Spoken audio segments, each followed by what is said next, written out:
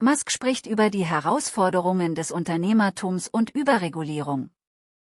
Elon Musk sprach auf dem Liga-Kongress, der vom italienischen Vizepremierminister Matteo Salvini organisiert wurde.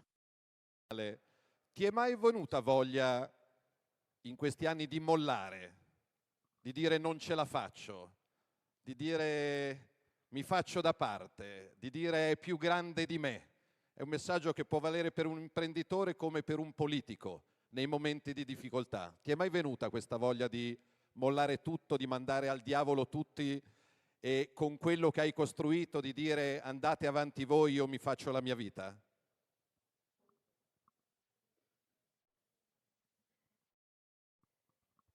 Well, I think starting a company, building a company is like staring glass and it's like eating glass and staring into the abyss. It's very painful and difficult.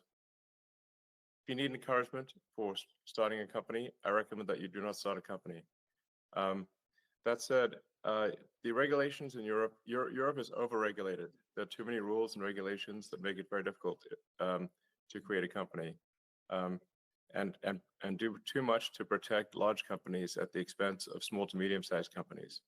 So the net result is you have a bunch of very small companies in Europe, and then a small number of very large companies, but then not much in the middle.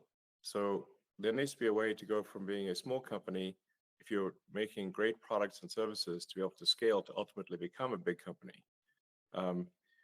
But you have effectively regulatory capture by the large corporations in Europe.